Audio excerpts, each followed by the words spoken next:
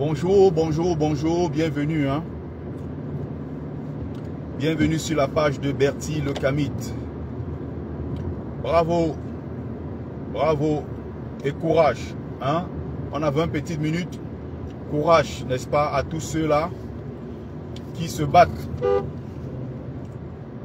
Courage à tous ceux-là qui se battent au nord. Mais alors, pourquoi le Sud reste spectateur? Pourquoi?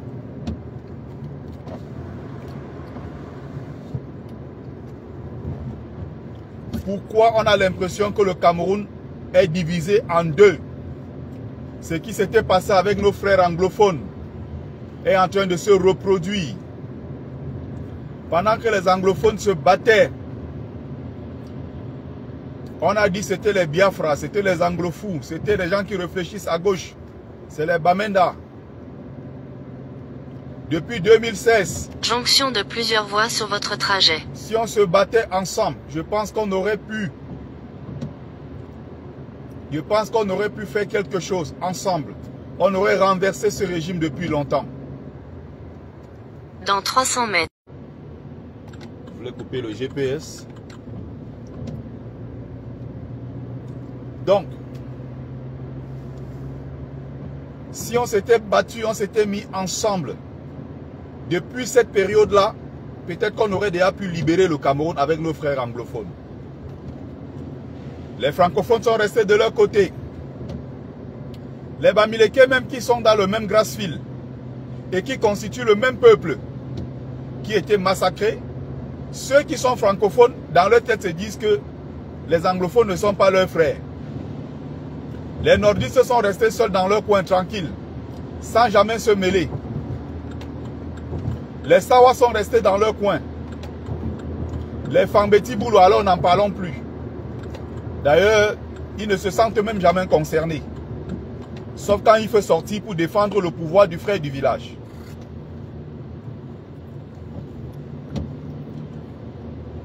C'est d'ailleurs la région qui n'a aucune frontière, qui n'est pas rapprochée avec les populations anglophones. Donc c'est des gens, quand tu leur parles même anglais, ils ne comprennent même pas, ils ne savent même pas où on va avec. Même le simple pidine, ils n'essayent pas. D'ailleurs, ils rejettent même catégoriquement. Parce qu'on voit beaucoup qui sont des fonctionnaires francophones, zélés, qui sont là-bas, dans ces zones-là, depuis 15 ans, 20 ans, ils ne parlent pas anglais. Même le pidine, ils n'essayent pas. Mais ils sont juste là-bas comme fonctionnaires pour mépriser les populations locales, qu'ils traitent de sauvages, d'anglofous, de Biafra. Voilà les mêmes choses qui se reproduisent devant nous. On est en 2025, c'est sous nos yeux, ça se reproduit.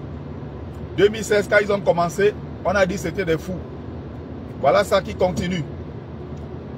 15 000 morts et plus. 1 million de déplacés internes. Plus de 100 000 déplacés au Nigeria qui sont devenus des clochards, nos propres enfants. Les jeunes petits Camerounaises de 16 ans se prostituent dans l'intérieur du pays. Douala, Yaoundé, partout pour pouvoir survivre. Pour survivre. Ce n'est pas acceptable. 2018, Maurice Kamto arrive. Il se bat avec tous les moyens qu'il a mis en place. Toute son équipe. D'autres sont morts. On a pris les autres. On a jeté en prison. D'autres qui ont supporté Kamto sont contraints à l'exil. Les autres encore se sont dit, ah, nous on n'est pas sur ça. Ça ne nous concerne pas. C'est une affaire de Bamileke qui veulent mettre leurs frères Kamto du village au pouvoir. Nous, le pouvoir des bêtis, ils veulent arracher notre pouvoir. Voilà ça qui continue aujourd'hui. On est en 2025. On a écarté Kamto illégalement. On a rejeté arbitrairement sa candidature. Ses militants sont encore en prison. D'autres sont morts. Beaucoup sont contraints à l'exil. On oblige même Kamto à féliciter. On oblige Kamto à prendre la parole. Ils sont toujours sur le dos de Kamto. Ils sont toujours sur le dos des Bamileke. Alors que Kamto est sorti dans l'affaire là. Ils avaient dit que c'est parce que c'est notre frère du village. Pierre Kouemo qui est Bamileke 100% comme nous. Personne ne l'a voté à l'ouest. On a voté massivement à 90%, 99%. Issa Tiroma Bakari, qui n'est pas de l'ouest. On s'est acharné sur les Bamileke pendant 7 ans en expliquant que ce sont des gens dangereux. Les Bamileke veulent prendre le pouvoir donné à leurs frères du village. Ils veulent prendre le pouvoir par la force. Ce sont eux qui veulent la guerre civile au Cameroun. Ils ont raconté ça pendant 7 ans. Nous voici en 2025. Un nouveau leader émerge. Il s'appelle Issa Tiroma Bakari. Les mêmes Bassa haineux, les mêmes Fambeti Boulou haineux, tribalistes anti-Bamileke. Au lieu de regarder frontalement les nordistes, puisque c'est Tiroma qui est devant maintenant, il dit qu'il a gagné. Ce n'est plus Kamto. Il trouve le moyen de contourner, puisqu'il ne peut pas affronter les nordistes. Il trouve le moyen de contourner en expliquant que c'est les Bamileke qui envoient les nordistes. Sous-entendu, les nordistes sont des gens incapables de prendre leurs propres décisions. Les nordistes sont des personnes manipulables parce qu'ils sont envoyés devant, manipulés par les Bamileke. Les nordistes sont incapables de prendre leurs propres initiatives. Les nordistes ne sont pas des patriotes. Ce ne sont pas des gens capables d'aller conquérir le pouvoir par eux-mêmes. Voilà. Il faut que c'est les Bamileke qui les envoient devant. Voilà comment on fuit la bagarre. Quelqu'un en face de toi. Tiroma est nordiste. Il ne parle pas des nordistes. Ils sont sur la toile en train de s'acharner sur les Bamileke. Voilà leur cible, les Bamileke. Voilà leur cible. Donc, au lieu de se mettre ensemble en 2025 pour dire, battons-nous pour le changement en tant que fils d'un même pays, tous en tant que Camerounais. Non. Tu vois des vidéos partout qui circulent, des gens qui disent que les Babana sont en train de revendiquer leur victoire. Sous-entendu, c'est la lutte des Babana. S'ils veulent installer leur frère Issa Tiroma au pouvoir, c'est à eux de se battre. Voilà ce que ça veut dire. Issa Tiroma, c'est un Babana, donc ses frères doivent se battre pour lui. Voilà. Et le discours a été tenu très librement, pas beaucoup. Vous avez bien suivi les discours de certains chefs traditionnels à l'ouest qui disaient clairement que le sang des enfants Bamileke a déjà trop coulé pour la libération du Cameroun. Maintenant qu'on laisse les autres essayer, nos enfants doivent rester à la maison. Parce qu'on a trop perdu dans cette histoire. Et aujourd'hui, même ceux qui ont fait le sacrifice, qui sont morts pour ce Cameroun, ils sont traités de bandits. Et donc voilà ce que ça donne. Ils ont donc dit que si ça ne dépend que d'eux, que les Bamileke ne descendent pas dans la rue. Et donc, pour nous qui voulons donc construire cette république, pour nous qui voulons bâtir, nous disons des choses très claires. Il faut qu'on se mette tous ensemble au même moment. C'est le seul moyen. S'ils se battent seuls dans le nord, comme on a vu aujourd'hui à Guidé, les gens sont sortis. On a vu à Maroua, à Mora, à Pitois. Les gens sont sortis à Kaélé. Les gens sont sortis massivement dans le Grand Nord. Mais le Grand Nord est à 500 km de Yaoundé. La surface de réparation, c'est la poste centrale. Et tout le monde doit converger vers la poste centrale de Yaoundé, qui sera le lieu de libération de notre peuple et le lieu de célébration de notre victoire. C'est à la poste centrale à Yaoundé. Nous allons célébrer là-bas bientôt. Mais seulement, il faut que tout le monde se mette ensemble, que les Camerounais sortent massivement. Il faut que les Camerounais sortent massivement.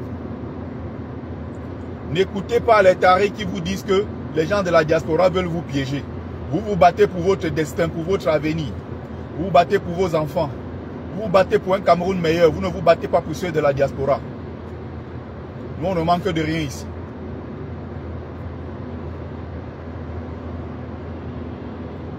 S'il y a changement, c'est vous qui allez bénéficier de ce changement. C'est vous qui allez en profiter. Pas nous.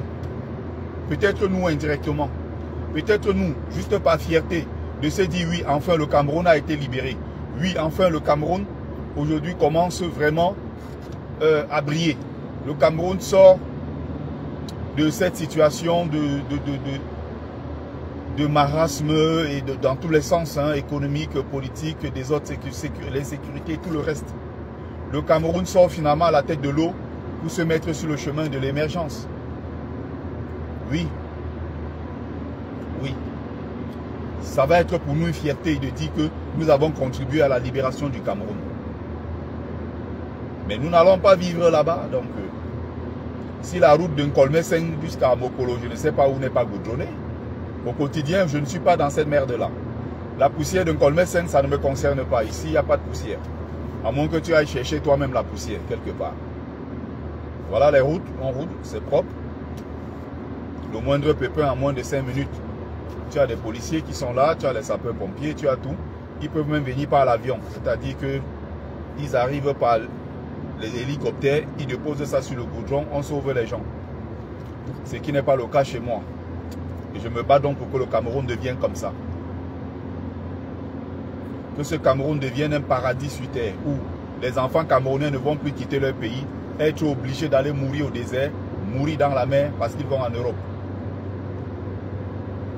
On se bat justement pour que ces choses-là changent. Pour qu'on soit respecté chez nous, pour qu'on ne soit plus méprisé.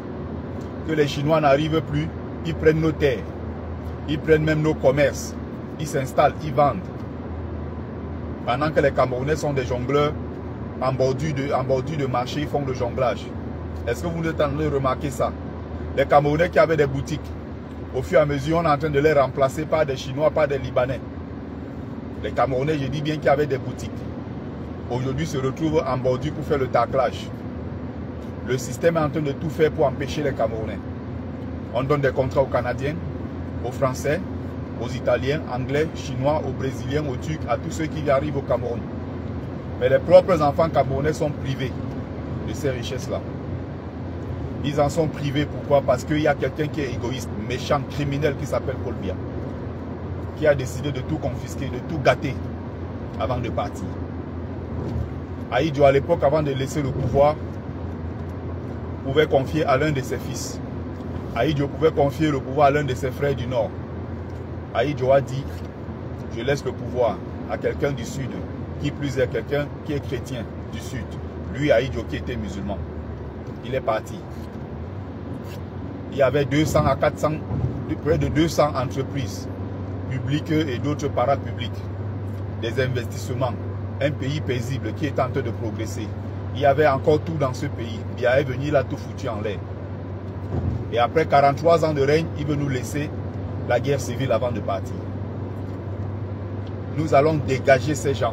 Je dis encore bravo à nos frères qui sont du côté du Nord, présents en train de se battre. La cible, c'est les gendarmes. La cible, c'est les policiers. C'est les préfets, les sous-préfets, les gouverneurs. Tous ceux qui sont de l'administration. C'est avec ceux-là qu'il faut gérer. N'allez pas détruire les petits commerces de vos mamans dans les quartiers, non. N'allez pas casser les petits commerces, non, de vos frères qui se débrouillent, non. C'est ceux-là qui sont les représentants de l'État tribal, représentants de l'État illégitime. C'est ceux-là qui doivent être les cibles. Ceux-là qui viennent dire que non, les PV de l'ECAM sont propres. C'est ceux-là les cibles. Ils savent qu'ils ont falsifié les PV. Alors il va falloir se battre jusqu'au bout. Il va falloir bouger les lignes. Il ne faut rien lâcher. Je fais ce petit message pour encourager tous ceux-là qui sont en train de se battre en ce moment dans les rues au Cameroun. Douala doit continuer. Douala doit prendre aussi, n'est-ce pas, sa part. Les gens doivent sortir à Douala. Les gens doivent sortir à Yaoundé. Les gens doivent sortir à Bafoussam. Les gens doivent sortir partout sur l'ensemble du territoire.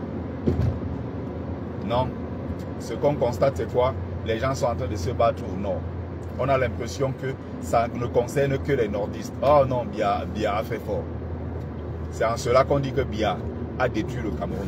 Ce n'est pas seulement détruire les entreprises. Une entreprise, c'est rien. Du jour au lendemain, on peut reconstruire, on peut, n'est-ce pas, implanter des entreprises partout. Mais l'humanité camerounaise a été détruite. Tu te poses des questions, comment on va faire pour s'en sortir après Biya? Combien d'années ça va prendre pour reconstruire l'humanité camerounaise? Combien d'années ça va prendre? Le Camerounais qui pense que l'autre n'est pas son frère. Le Camerounais qui dit que non, je suis ton adversaire. Le Camerounais qui laisse Biya, il s'en prend aux autres innocents comme lui. Le Camerounais qui bosa, il arrive en Europe, il soutient Paul Biya. Le Camerounais qui te dit que non, comme toi, 71 ans est vieux et que Paul Biya doit prendre le pouvoir. Il dit que non, là, on ne veut plus les vieux au pouvoir. Mais il supporte Paul Biya qui en a 93. Il trouve que quand 71 ans est vieux. Comment on va faire pour reconstruire ça, pour réconcilier les Camerounais? Ça va être très difficile. Biya a tué le Cameroun. C'est ça, tuer un peuple. Faire du mal à son peuple. Tribaliser, tribaliser, tribaliser, matin, midi et soir. Éloigner, diviser les Camerounais. N'entrez pas dans le piège de ceux qui vous disent que oh, les Camerounais se sont déjà mélangés. Ils ont des enfants dans toutes les tribus. C'est des conneries. J'ai vécu ça dans ma propre famille. C'est des conneries. Je vois ça partout. Des gens qui ont des enfants, qui se sont mélangés. 25 ans de mariage. Ils ont des enfants qui viennent de partout. Mais tu les entends, les mêmes disent que regarde-moi la tête des Bamileke, tout ça. Les mêmes qu'un Bamileke ne sera jamais président. Les mêmes là sont dans des groupes WhatsApp sur les réseaux sociaux en train d'attaquer les Bamileke. D'autres qui attaquent les ceci, qui attaquent à gauche, qui attaquent à droite, qui attaquent les Bassas, qui attaquent, je ne sais pas, les Ekans, qui attaquent partout. Parce qu'il n'y a pas que les Bamileke qui sont victimes dans l'histoire. Les autres aussi subissent. Vous voyez? Donc il faut sortir de cette hypocrisie. Ceux qui veulent entrer dans ça, qu'ils entrent. Mais moi, je ne paye pas mon temps. Il y a une chose que je déteste, c'est perdre mon temps dans les hypocrisies, les jeux hypocrites, tout ça. Je n'aime pas perdre mon temps. Je n'aime pas perdre mon temps du tout dans des conneries comme ça. Il y a un problème qui est sur la table.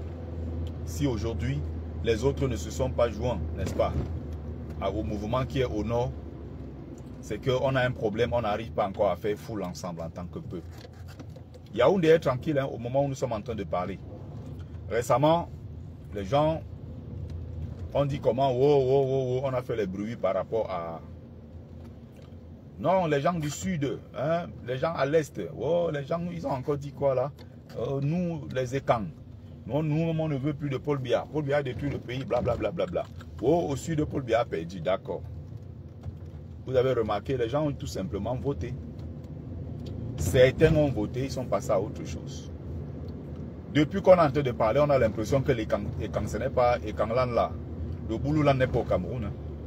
Vous avez vu une seule personne est sortie à Sambelima, à Ebolova, à Mbalmayo, à Konolinga.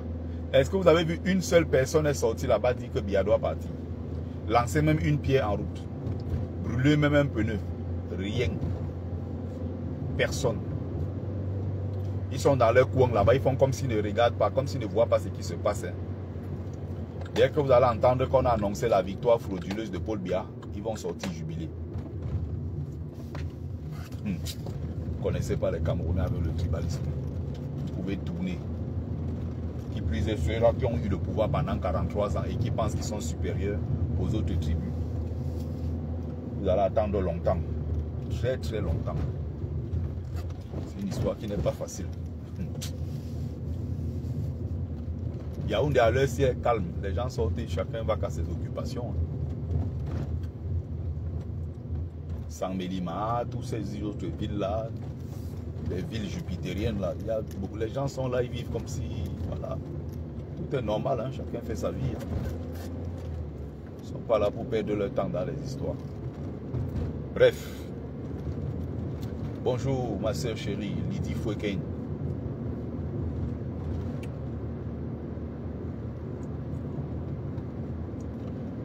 Donc, déjà même c'est un scandale.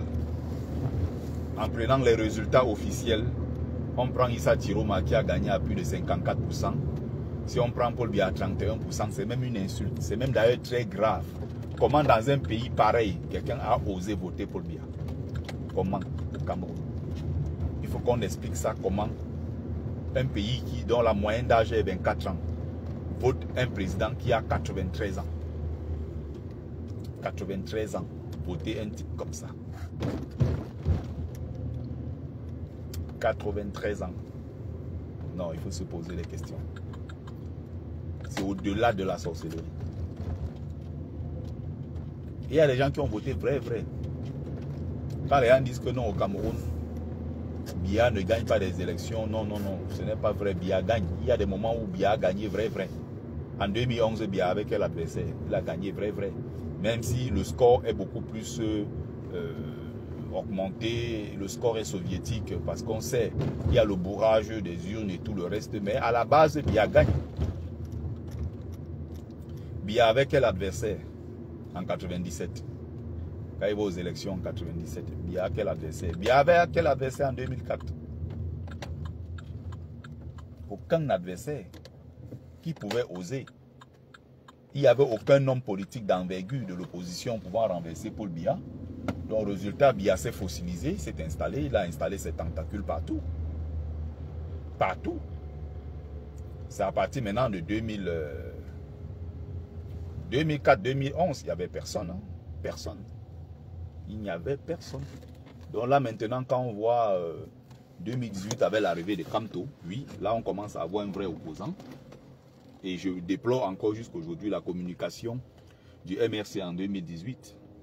Les gens sont venus, au lieu de communiquer, au lieu de prendre leurs responsabilités en communiquant comme il fallait vraiment communiquer, en mettant la pression. Certes, c'est bien que le MRC ait fait un maillage sur l'ensemble du territoire et tout, mais le MRC était presque absent des débats publics. C'est d'ailleurs pour ça que nous, étant orphelins d'un vrai leader, quand nous on a vu le jeune qui s'appelle Cabral Libi, on a dit, ah, Cabral Libi parle bien. Oh, il est jeune, bon, c'est un avantage. C'est un gars, il peut nous apporter un plus. Peut-être il peut renverser Paul Biya et être le nouveau Macron camerounais. On s'est accroché derrière Cabral. Mais pendant ce temps, le MRC était déjà à plus de 300 à 400, pratiquement 500 villages camerounais. Le MRC était partout, en train de visiter, mais il n'y a pas eu de communication. Il n'y a pas eu de véritable communication. Où étaient les gens du MRC sur les plateaux télé pour mener les débats? Où étaient les gens pour porter? Pourquoi il n'y a pas eu trop de pub à l'époque? Parce que les élections, sachant que on devait aller aux élections en 2018, je pense qu'il aurait fallu qu'on accélère au niveau de la communication, même déjà à partir de 2016, qu'on accélère au niveau de la communication, qu'on essaye, qu'on fasse plein de choses. Voilà quoi. Mais ce travail-là n'a pas été fait, donc on découvre le MRC comme ça aux élections directement de 2018. Donc à ce moment-là, il y a encore des tentacules du RDPC partout. Alors que s'il y avait eu une véritable communication, je pense que même si Kamto, comme il a gagné là, devait gagner avec un score beaucoup plus important encore. Vous voyez, beaucoup plus important. Mais la communication s'est faite tardivement. On a connu un jeune Cabral qui était partout sur les plateaux télé. C'est là où Cabral s'est fait un nom. Cabral ne s'est pas fait un nom autrement. Avec des activistes de la diaspora, nous on a commencé à le porter. Nous on a commencé à organiser des trucs. Son mouvement 11 millions de quoi là d'inscrits sur la liste électorale. On a commencé à porter, le soutenir à gauche, à droite. C'est comme ça que Cabral se fait connaître. Il était sur les plateaux télé. Il se débrouillait, il parlait bien. On dit bon, il est jeune, il est talentueux, ça peut faire l'affaire. Et je pense que si le MS avait vraiment pris les devants, depuis l'époque là, pour vraiment commencer à se mettre en avant, 2018 et tout le reste là, je pense que s'ils avaient anticipé, on aurait fait un meilleur score. Donc, 2020, rendu à 2025, donc le président Kamto, le MRC, les activistes de la base et tout le reste, la société civile en tout cas en général, on a fait un boulot formidable. On a fait un boulot incroyable pendant 7 ans. Donc on a politisé encore plus les gens. Il y a eu la prise de conscience qui est montée. Donc logique aujourd'hui, Issa Tiroma, il va aux urnes, il gagne avec un très bon score. Parce qu'il y a eu un travail pendant 7 ans. 7 ans, on a pris en otage les réseaux sociaux. On était dans les manifestations. On a sensibilisé. On a fait ci, on a fait ça. Bref, il y a eu beaucoup de choses. Donc, on n'a jamais lâché. Jamais, mais alors, jamais lâché. Donc, il va falloir se battre. Se battre jusqu'au bout, c'est très important. Donc, maintenant, il faut juste se mettre ensemble pour aller chercher cette victoire. Vraiment se mettre ensemble pour aller la chercher. On a déjà gagné, d'accord, mais la chose la plus difficile, comme je le disais au temps de Kamto, la chose la plus difficile, je le dis aujourd'hui au temps de Chiroma, c'est l'installation au pouvoir. Installer, pousser la Cour constitutionnelle a dit que Issa Chiroma a gagné. Et l'installer véritablement a tout dit. Ça ne va pas être un cadeau. Hein. Ça va être très très compliqué. Très très compliqué.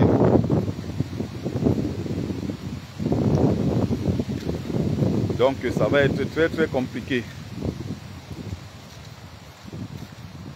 Doni Donia, ne me cherche pas. Je sais à quel niveau, ça va te servir à quoi. Donc, vous m'avez accompagné pendant 20-30 minutes. J'espère qu'on a échangé, on a voilà, passé un bon petit moment. Je m'appelle rapidement, je m'avais cherché l'argent. Comme tout bon Bamileke qui vit pour l'argent, l'argent et rien que l'argent. Je m'avais cherché l'argent. Donc merci à vous. Merci à ceux qui ont pris le temps de regarder le petit live. Merci à ceux, j'espère que vous avez partagé. Si ce n'est encore fait, partagez, n'hésitez pas. Si ce n'est pas encore le cas, faites-le, partagez massivement. Et encouragez, multipliez les vidéos. Ah, j'allais oublier, le 25 octobre, c'est-à-dire après-demain, il y a une, on ne va même pas appeler ça manifestation à Paris, en place de la République. On va appeler ça la célébration de la victoire de Issa Chiroma Bakary. Célébration de la victoire de Chiroma Bakary. Le 25 octobre, à partir de 13h, de 13h à 18h, il y a une grande manif.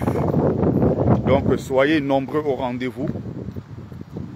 Place de la République, je rappelle bien, place de la République.